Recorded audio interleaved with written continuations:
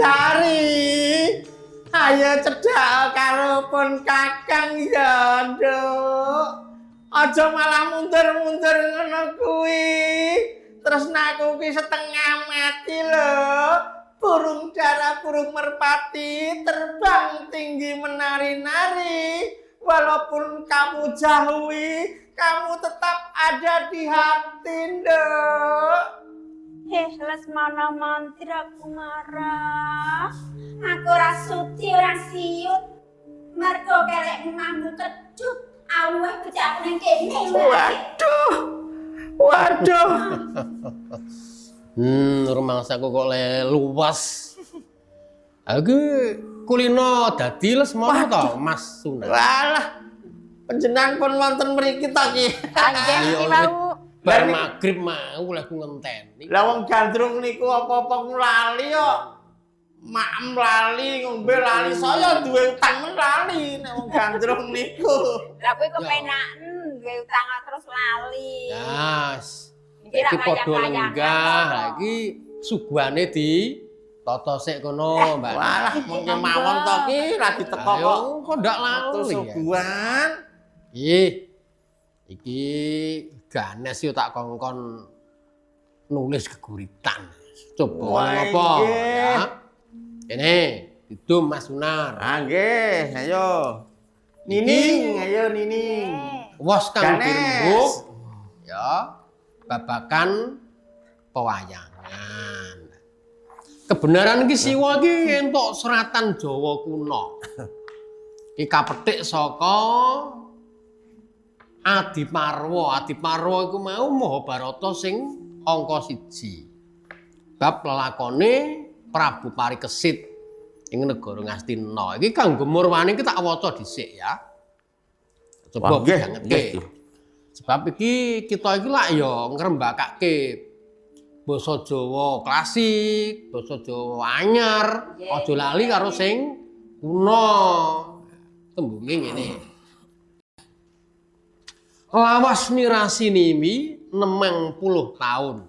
Dan kadi Maharaja Pandu sira saktaring guna buru.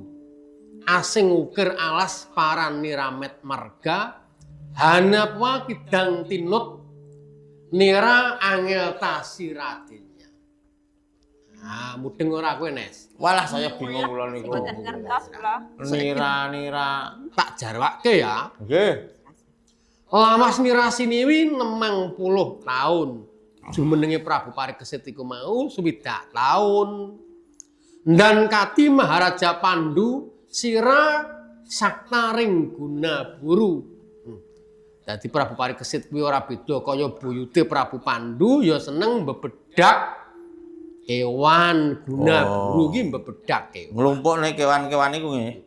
Buron. Asing uker alas paraniramet marga. Gunung-gunung ngalas diparani mburu kidang. Marga kuwi mau jenenge kidang. Oh, kidang. Hanapa kidang tinut nira angel siradenya. Ana sawijining kidang angel diburu dening Maharaja Parikesit. Ahyun anginu mau wae sira. Hana sirawiku kapangguh ring Tegal ri tepining asrama ri pangwanan lembu.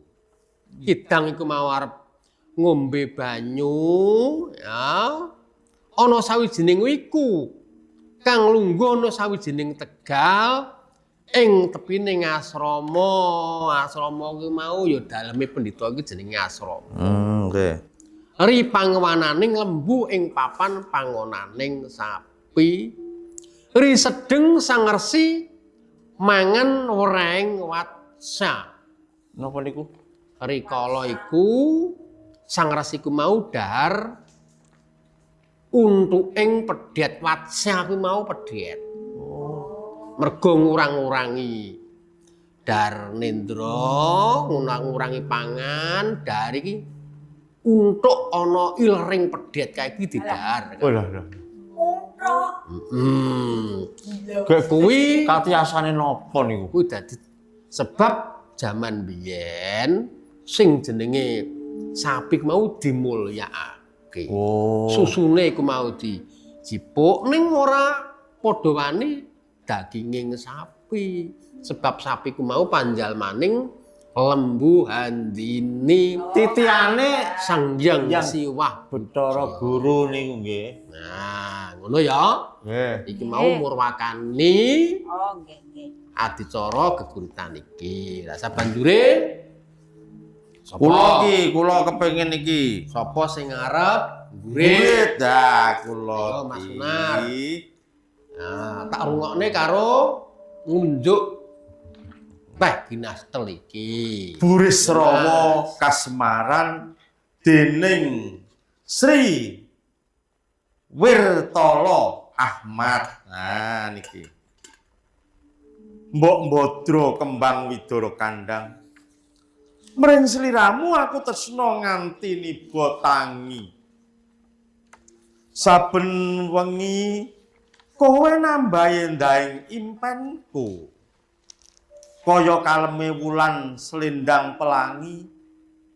Aja kok tampik tresnaku, Mbok Mbodro. Arep rupaku elek kaya buta, nanging kasetyanku ngluwihi permadi. Lan meh padha Ibu Setyawati. Mbok Mbodro, nanging piye meneh? Nanging ngumbab ora nyata sing mbok karepke. Saengga prawanmu dirgani merga rupa. Dudu jiwaku sing pungkasane remuk ra karuan. Terus ngaten. Aduh biung, Mbok Mbodro. Mbok ketekur meyang-meyang ngoten niku to, Pak. Terus pas aku awit mau berwayang-wayangan bae to. Lah ngoten niku nggih. Kuwi basa gandrung tumrap wayang ya toh. Nah, mau nggambarake Raden Burisrawa satriya ing Madyapura ing negara Madras utawa Mandaraka, putrane Prabu Salyapati sing gandrung karo putri Banon Cinawi Dewi Bratajaya. Dewi Wara Sembadra niku. Wara Sembadra. Ora sembodro.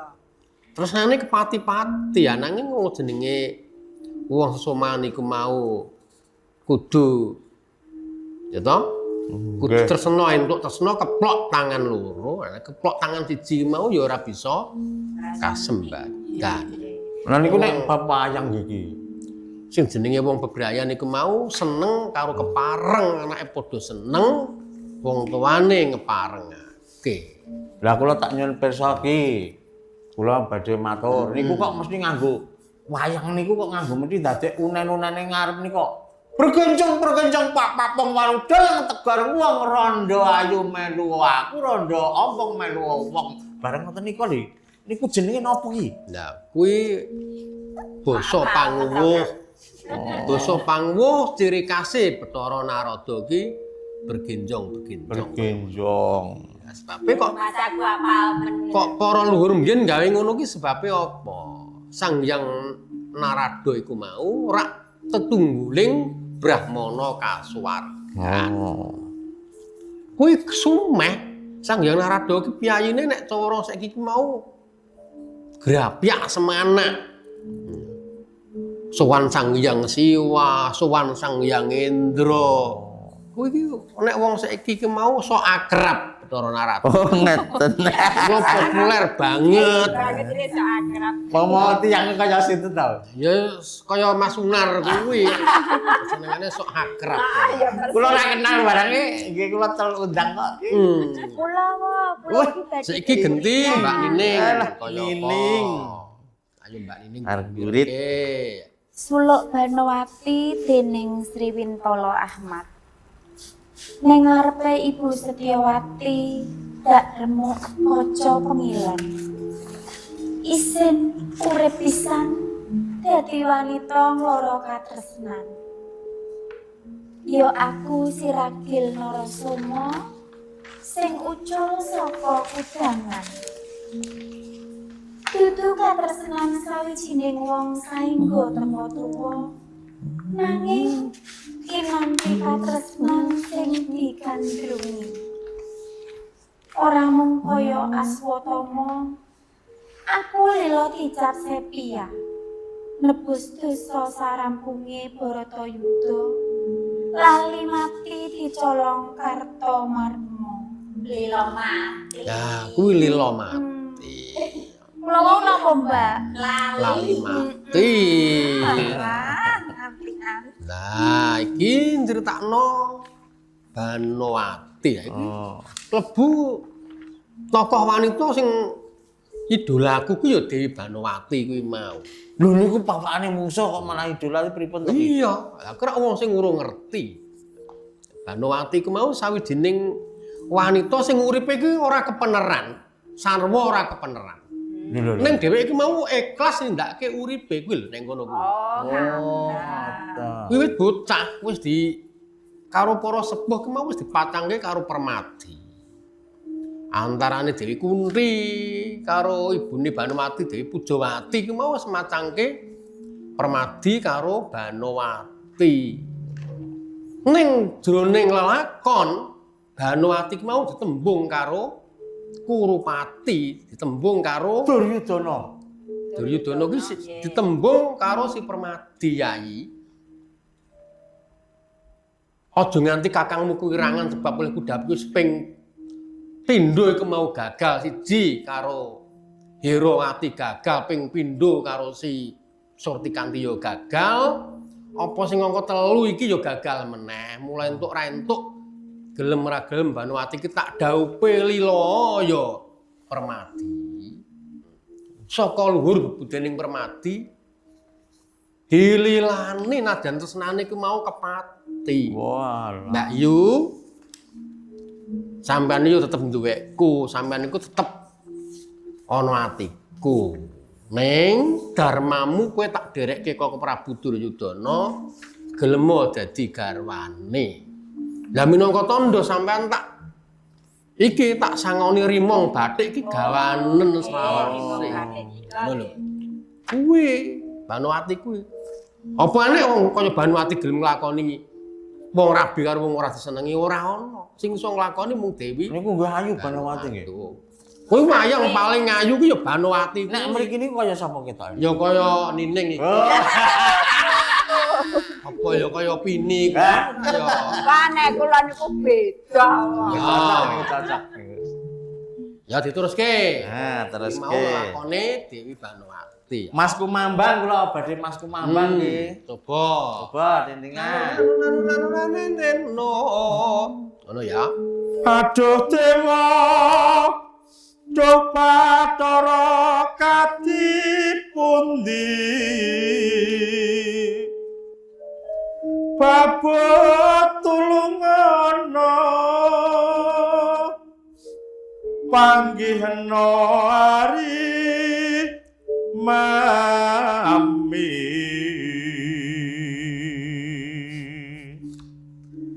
Bimanyu kereming tirta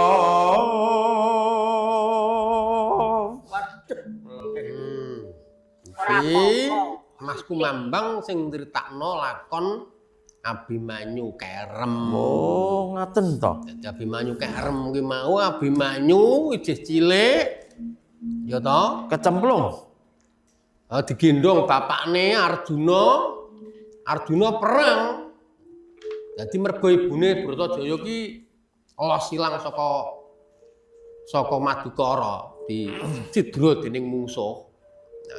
Arjuna dilurutke Raden Pertiwanggana. Abimanyu ki isih bayi, saiki balita iso omongan urung cetha, dijak perang bapakne. Oh. Lah gandeng Pertiwanggana iki mau kalah namak kaji gelap sayuta. Abimanyu sing gendong bapakne tekan dhuwur sendang ucul. Oh, ngaten. Bapakne kendang, Abimanyu kecemplung sendang. Terus digogoni karo si Gatotkaca. Oh. Jeneng lakon Abimanyu Kerem Mas Sunar. Arang niku. Dadi niku pancen anu nggih, wayang niku enten nggih tulodo tuh tiyang Iya. gesang nggih. Mulut wayang kuwi wayangane ngaurip. Lah uripe nek kepengin nonton ngaca uriping manungsa kuwi kaya wayang kuwi. Maneka warna lelakon kuwi. Ana tumindak. Enek wong pawakan kembang, sapa-sapa seneng kaya Arjuna kuwi. Widodari seneng wong lumrah, seneng jim, seneng. Nek niki Nek ana wong sing uripe ora kepeneran kaya si Banowati ki mau, kuwi ayo. Sing ditresnani Arjuna ning Arjuna wis kalah janji karo Duryudana ki mau. Wong sing ora ngerti didarani Banowati ki mau ngiwa karo Permadi sejatine. Ya to? Sejatine Banowati ku mau urip nang dina tanduraning Permadi. oh Ngono kuwi eneng nglakon. Ana wong kaya Bratadaya Sembadra. Wong siji dimaru wong sepirang-pirang lah. Maru ki mau ora kok mergo apa kuwi karepe Sembadra dhewe. niki Ben Nes Bratadaya Sembadra to. Bratadaya ki ya Sembadra kuwi to. Kang. Cilikane Bratadaya. Nom-noman. Bareng wis dadi prameswarine Arjuna dadi Lagi loro ireng barang Wara kaya Sembadra. Oh, senes garwane Yudhistira sing garwane kathah niku. Lah ya dudu ya kuwi Drupadi. Lah Drupadi Kanjeng niku Ratu Drupadi. walikan nggih nek teng India rak nika bojone 5. Lah ya kuwi ora cocok tumrap kapribaden ing Jawa. Oh, ngaten. Mula ning tanah Jawa digawe bojone mung Siji nggih. siji. Ngono ya. Nggih, nggih. Bacute sapa sing arep Ganes. Ya Nes. Eh, Ganes. awet mau ya durung kok. Iki suluk Baladewa. Coba. Diarani suluk ki mau apa? Suluk ki mau lelakon. Tembung suluk ki mau laku. Oh. Mula nek pesantren kae ana suluk. Suluk ki wonge tirakat. Ngaten. Wong iki tirakat ora mangan ora ngombe, kulmat ning tengah alas ku jenenge suluk. Nek nang dalang suluk ku ya kae ura-ura kae ngono. Kula nek nika nyemplung banyu nika kula suluk ngoten. Niku Apa ning kuwi? Oh, Kuwi suluk. oh suluk beda nggih. nekone kok. Kowe iki rumangsaku kok mau nyulayani wae. Lho Mbak Ganes. Suluk. Nggih. Ah. Coba. Suluk Baladewa. Dening Sri Wintala Ahmad. Apa gunane Makutra Rama? Yen to amung dedawa umur rapi guna. Sebab ajining diri satriya. Sampun wa alah sithik banget. Ya, iki gandeng Baladewa. Gandeng iki pewayangan ya coba sak iki tak wani suluk tenan karo Nggih, niki Mas. katenge pripun kula nggih mboten. RT Junior Mas Bimo iki. Sang Baladewa Narpati. Ngono ya. Lawan Nareswara Kresna kalangkunging tresnanira. Kose. Lah gandeng ana sing joget coba dijogeti kaya Baladewa piye? Aku sing suluk sampean sing Oh, dadi ngoten. Baladewa. Ngono. Yo kena kan. Lali ora. Coba baleni ya. Sang Baladewa Narpati lawan Nareswara Kresna kalangkunging tresnanira Sang Dyabanon tinawi mongko pisah ungyanipun wau Sri Narendra kalih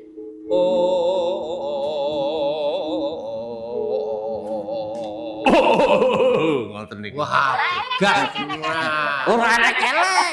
bregas to Mbak Dani bregas nah iki mau dodo Niki Mbak Nining Nining. wayang ha iki Mbak Nining iki Nining. ya Sembadra Ah, saiki pathetan ning suluke babakan Sembadra ah coba jogetane piye Mbak Nining, aku lak kene. Seblak. Oh, ya. Iki Coba nih, ini. onde-ondene sing rene sih. Tendang. Alah. Ya toh? Tak nonton Oh. sembodronen ini. Aku tak geser kene. Oh. Pindah mriki meneh ya. Ya. Yo, iki wong penari apik tur ayu kok. Lah nggih, niku Kaya ta Maturetna ingkang pinastika.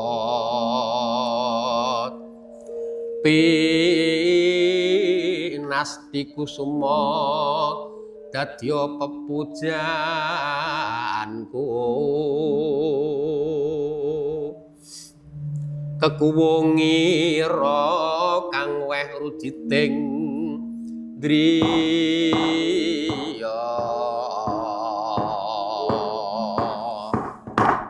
Wah, jan apik tenan lho. kleler ngoten nggih. Wis guritan kok apike kaya ngene coba to. Iya toh. Jan elok tenan. Sampeyan gurit lho, Neng. Ayo, Neng. Ayo, Oh, Mbak nggih, Nining bar saged. dadi sembodra. Saiki ngurit kaya ngapa? Nggih. Gatotkaca dening Irkamudin. Ingsun kang kuat kayata Gatotkaca. Kotang Antakusuma pralambang bisa lunga tanpa wates. Caping Basunanda ora ajrih panas tur ora udan angin.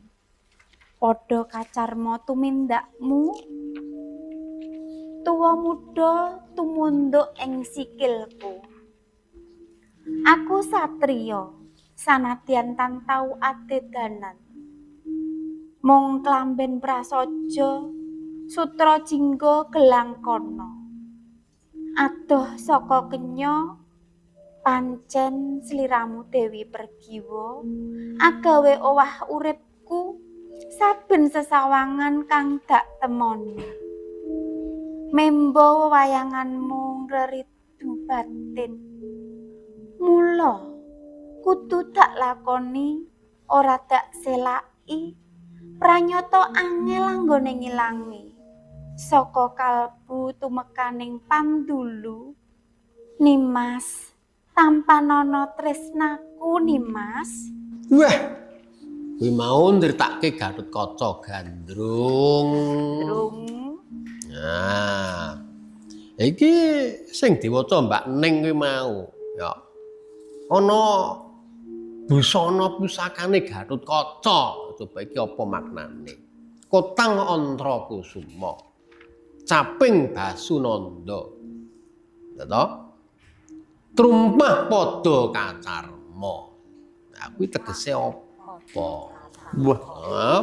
ampuh tenan niku. Nah, sing jenenge Kotang Antrakusuma kuwi manggone ana dodo. Ya toh? Manggone ana dodo. Ya toh? Merga Kotang Antrakusuma iki bisa mabur tanpa suwiwi, mletik tanpa sutang. Kuwi. Kuwi apa? Ya kuwi mau ngelmu. Kotang Antrakusuma kuwi mau ngelmu. Wong iki mau nek duwe ngelmu, ya toh? Wong iki duwe panguwasa. Pamane iki sining iki merga pinter joget, kono iso mabur neng luar negeri, piye ana kono. Ngono kuwi. Rono terus tanpa motor mabur. Nah, ya toh. Numpak motor mabur. Sebab duwe kepinteran. Mula kepinteran kuwi mau perlu tumrap manungsa. Caping Basunanda nodan ora kodanan, ana panas ora kepanasen. Caping Basunanda kuwi mau lambanging pengayoman. Ngoten. Dening sing darani pengayoman iku mau ya agem-ageming wong urip, yaiku mau kapitayan utawa agama. Ngoten. Oh, trumpah padha kacarma. Trumpah ki mau yen nganggo trumpah kuwi ngliwati nggon sing angker, nggon sing gawat, luput lara, luput pati, tawa tawi tawar. Oh, jadi pun mboten mingit meleh ngoten to. Sing wong ki mau kudu nggedhekke ngati-ati, nggih, Mas nggih. Unar. Ning ndi iki ngati-ati. Nggih. Tahu diri. Tahu diri. Aja dumeh lanyo-lanyo. Wah, aku tepung, aku kena kosek. Engko gek wonge malah ra kepranan. Yo ngono kuwi. Mula menungso iki mau kudu nengenke ing reh pengati-ati. Nah, ngono ya. Ha iki ya wis rada wengi. Engko mundak ketrenjudan ya toh. Patemon sastra ing bengi iki tak cukupi sawetara. Engko muga-muga minggu ngarep bisa kepethuk meneh. Nggih. Muga rahayu kang tansah tinemu widodо nirhing sambe kala. Amin. Amin. Nderekke oleh padha. Nggih. Iki si nining iki di terkondur Mas Sunar mesake. Wah malah wedi nek ngeter kene kowe. Dan ku nek Kok goncang Kang Sunar. oh mesake mlaku dhewe. Kalau kula mungkin nek kebablasan pripun? Niku nak jenengan. Lah nggih. Tiga lah. Sing padha ngati-ati ya. Oh, pamit.